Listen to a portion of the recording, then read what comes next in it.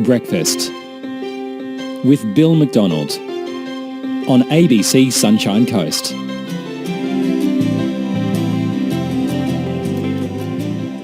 It's just gone 20 to 9 on this Tuesday morning. Great to have you with us. We're going to have a bit of fun with science. Steve, the science guy, is going to be in a little bit later on, or pretty soon actually. But if you're like me and you're running out of ideas to keep the kids busy during the last week of school holidays, it's worth keeping in mind as well that it's a bit of a stressful time. But it can be really, really hard for kids too as they're getting ready to go back to school, whether they're off there for the first time or making their way to high school, or perhaps like one of my boys, they're entering their final year of high school. It's definitely a time of change. And Brad Everton is a Sunshine Coast-based author and psychologist. He's a dad as well. He joins us now. What is this time of year like for kids psychologically? We hear a lot about stress and anxiety these days.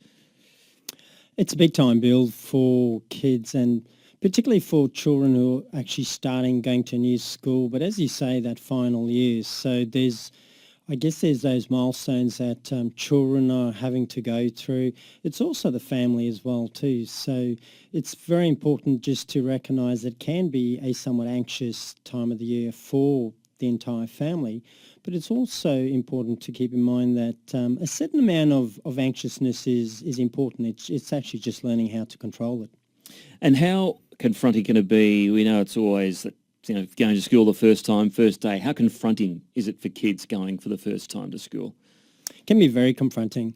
And I think the important thing is to, as a family, and also to remind our children to stay positive, also stay excited about it. So see it as excitement, see it as I indicated before in terms of those milestones and moving forward.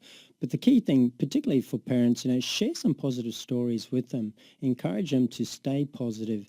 Another important thing in terms of surviving the semester is also help them to recognise the progress that they're making. That will be very important for them. What about for those that are starting at a new school? What would you advise parents to say to their kids to prepare them for that? Depending on the year level, starting at a new school, I think the important thing is connections. For parents, it's important to stay connected with your children, no matter what age they're at. But, setting up friendships, depending on the age of the children, setting up play dates as well too. So encouraging them to build those friendships, remind them that, it's, once again, as I said, it is an exciting part of their lives. But yeah, build those friendships. I guess another important thing is also to, seek help. So if they are struggling, give them tools, tips and strategies on surviving the semester. Also remind them at schools they will often have student services, so they'll have psychologists at the school. Connect with the teacher as well, so encourage them to ask for help if required. And the important one, a lot of kids like my boy, William, going into grade 12, I know he already feels a lot of pressure, so we're trying to reduce that pressure as much as we can, but it's just, he knows it's there. So how do you best deal with that? Best way to deal with it is to recognise it. So definitely you certainly don't want to suppress it. Routines are important, so, and that's across the board, regardless of whether or not they're in high school or primary. But put some good routines in place. So, and that could be things like going to bed at a certain time, getting up at a certain time.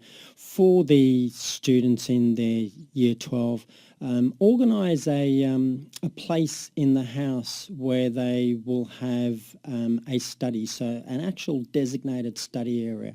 Also, I'd encourage them to put together a study schedule. That can certainly help. Another important thing for those in their final years, and this also helps across the board, if you can, and if you've got some mates, organise a study partner. And having a study partner can certainly help in terms of reducing that workload. It can help with reducing that stress.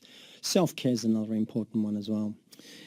Is it, I'm talking from experience here, it's hard to sometimes separate to have that study space and the gaming space because the two end up blending together because normally that involves the screen.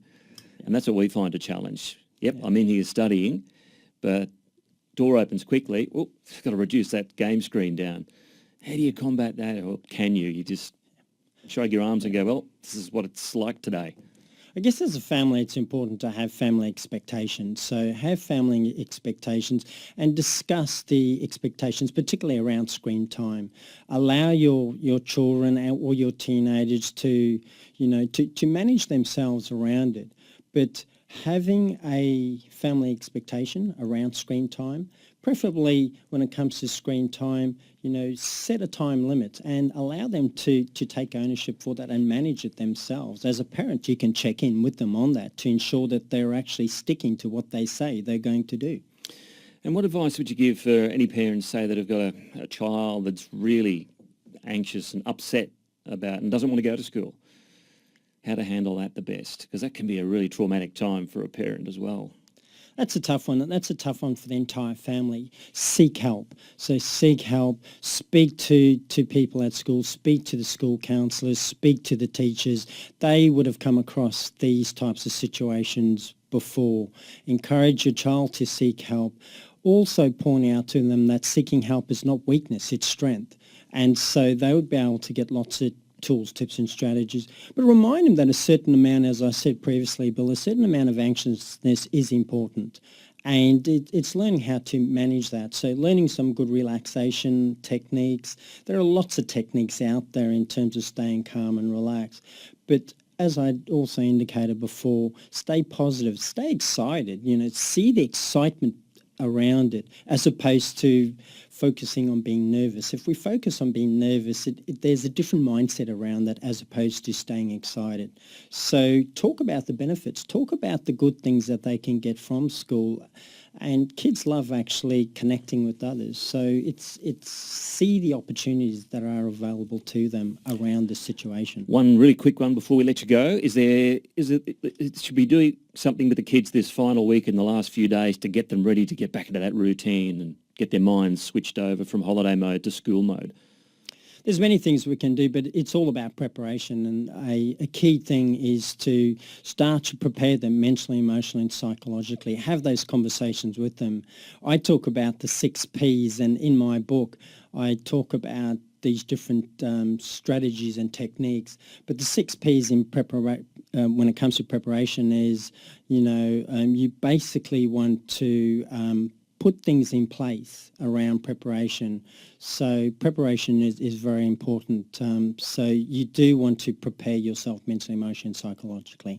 All right, been great to have you in today, and lots of helpful tips there for parents. So I hope you take something away from that. Brad Everton, Sunshine Coast-based author, psychologist and dad.